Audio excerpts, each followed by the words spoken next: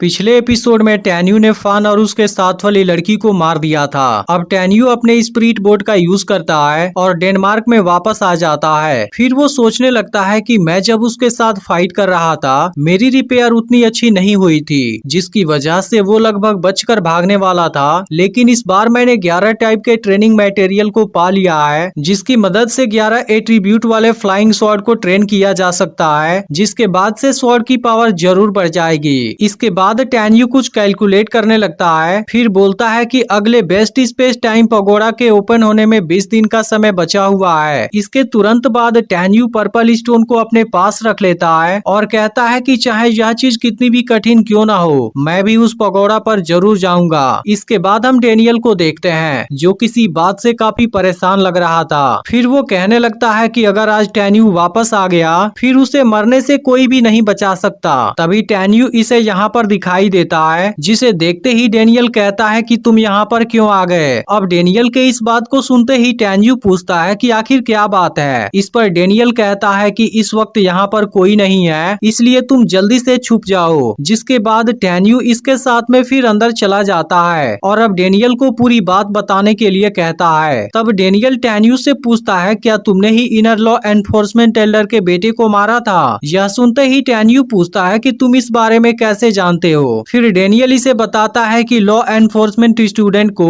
चू चिलिन की dead body में से तुम्हारे अवशेष मिले थे। इसके अलावा डेड बॉडी के स्मेल से भी तुम्हारे इस कारनामे के बारे में कंफर्म हो गया, जिसकी वजह से लॉ एनफोर्समेंट एल्डर तुम्हारे ऊपर काफी गुस्सा है और तुमको जान से मार देना चाहता है। इसलिए तुम अभी बिंगचिंग फेरी माउंटेन में वापस मत जाना। इस पर टैन्यू कहता है, ऐसा लगता है योंगमिंग चियू के पास मुझे जाना ही होगा। लेकिन डेनियल इसको वहाँ जाने से तुरंत रोक लेता है, क्योंकि वो जानता था कि अगर टैन्यू लॉ एनफोर्समेंट एल्डर के पास गया फिर बहुत बड़ी प्रॉब्लम क्रिएट हो सकती है। इसलिए डेनियल टैन्यू को बचाना चाहता है। यह देख टैन्यू डेनियल को समझाता है कि मैं हमेशा के लिए तो नहीं छुप सकता और मैं सही हूँ या गलत अभी तो इसके बारे में फैसला होना भी बाकी है। लेकिन अगर मैं अभी छुप गया तब इसका मतलब होगा कि मैं दोषी हूँ, इसलिए तुम इस बारे में चिंता मत करो, मैं सब कुछ देख लूंगा। इसके बाद टैन्यू यहाँ से जाने लगता है, लेकिन डेनियल को अभी भी उसकी चिंता हो रही थी। इसके बाद टैन्यू अपने स्पिरिट बोट पर लॉ एनफोर्समेंट एल्डर के पैलेस के सामने आता है। फिर वो जैसे ही आवाज लगाता है लॉ एनफोर्समेंट एल्डर गुस्से में बाहर आता है और टैन्यू के ऊपर हमला करने की कोशिश करता है। लेकिन टैन्यू खुद को उसके अटैक से बचा लेता है और लॉ एनफोर्समेंट एल्डर से कहता है कि इनोसेंट लोगों को मारना सही बात नहीं है। यह सुनते ही लॉ एनफोर्समेंट एल्डर कहने लगता है कि तुम खुद को इनोसेंट बोलते हो, जबकि तुमने मेरे बेटे को मार दिया। इस तरह से लॉ एनफोर्समेंट एल्डर काफी गुस्सा हो जाता है और टैन्यू को मारने के लिए फिर से आगे बढ़ने लगता है। लेकिन इसी वक्त सेन भी यहाँ पर आ जाता है और लॉ एनफोर्समेंट एल्डर जैसे ही हमला करने आता है सेन इसके हमले को तुरंत रोक देता है। जिसके बाद लॉ एनफोर्समेंट एल्डर टैन्यू का कुछ भी नहीं कर पाता। लेकिन अब इस बात से वो एल्डर सेन के ऊपर भी गुस्सा हो जाता है और कहता है कि मेरे मामले में इंटरफेयर करने की तुम्हारी हिम्मत कैसे हो गई। तब सेंग कहता है कि चियू योंगमिंग मत भूलो कि यह डेनमार्क मेरा है, लेकिन अगर टैन्यू ने चू चिलिन को सच में मारा है फिर मैं इसमें कोई भी इंटरफेयर नहीं करूंगा।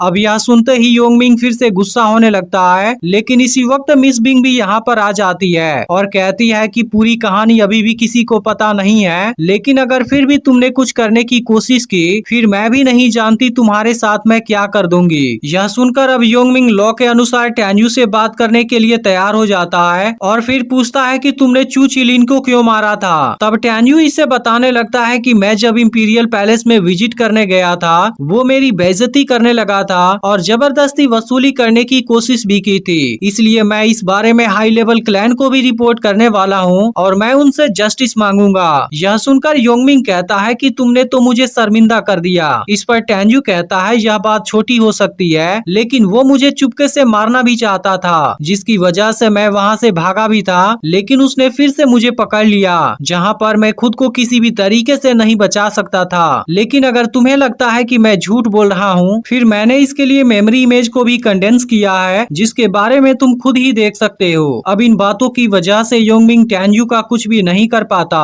तब सेन कहता है कि तुम्हें इतना परेशान होने की जरूरत नहीं है, क्योंकि मेरे पास में एक सोल स्टोन है जो कंडेंस मेमोरी को और भी अच्छे तरीके से क्लैरिफाई कर सकता है। लेकिन अगर फिर भी तुम्हें उसमें कोई गलती नजर आए फिर तुम हाई लेवल पर भी अपील फील कर सकते हो। लेकिन अब योंगमिंग गुस्से में कहता है कि मुझे तुम पर यकीन करने की जरूरत नहीं है। इस बात पर टैन्यू योंगमिंग को थैंक यू बोलता है, लेकिन अब योंगमिंग सच में काफी परेशान हो गया था और गुस्से में यहाँ से चला जाता है। यह देख सेन टैन्यू को शाबाशी देता है, लेकिन मिस बिंग को यह सारी बात बहुत फनी लग रही थी। इसके बाद वो टैन्यू के पास आती है और कहती है कि मैं तुमसे एक बात कहना चाहती थी। इसके बाद वो कहती है कि अगर तुम्हारे पास ज्यादा ताकत नहीं है फिर तुम्हें ऐसा कुछ करने की जरूरत नहीं है, क्योंकि इस तरीके से तुम बहुत बड़े खतरे में पड़ सकते हो। इस बात को सुनते ही टैन्यू मिस बिंग को थैंक यू बोलता है, लेकिन इसी वक्त यहाँ एक मास्टर आ जाता है जिसने कुछ दिन पहले मिस बिंग से एलेक्सिर को रेडी रखने के लिए बोला था। इस पर मिस बिंग कहती है लेकिन अभी तो मेरे पास और 5 दिन का समय है। यह सुनकर मास्टर कहता है तुम्हारे पास ऐसी परेशानी क्यों है। फिर मिस बिंग बताती है कि मुझे अभी भी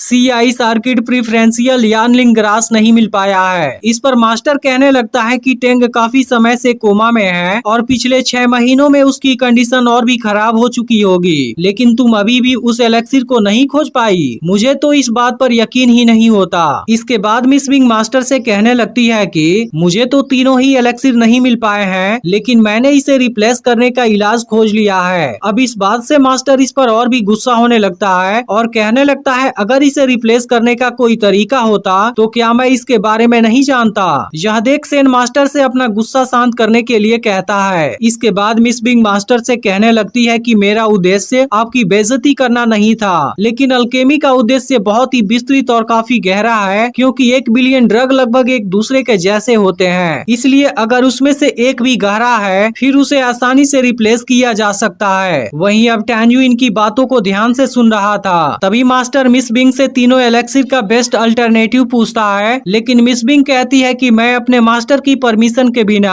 आपको इस बारे में कुछ भी नहीं बता सकती। इस पर मास्टर मिस बिंग से कहने लगता है तुम्हें लगता है कि तुम इस बहाने से बच जाओगी। इसके बाद मिस बिंग कहती है मैंने जो भी कहा वो बिल्कुल सही है। फिर मास्टर कहता है कि रिसरेक्शन डैन के सिंगल बैच को बनाने में ही 5 महीने का समय लगता है, इसलिए 5 महीने के बाद तुम इसे खुद लेकर आओगी। लेकिन अगर उस वक्त तुम्हारे पास कोई भी रिसरेक्शन जून डैन नहीं मिला फिर तुम्हें मरने से कोई भी नहीं बचा पाएगा। और इसी के साथ यह एपिसोड एंड हो जाता है। लेकिन अगर आपने पिछला एपिसोड मिस कर दिया हो फिर लेफ्ट वाली वीडियो जरूर देख लेना।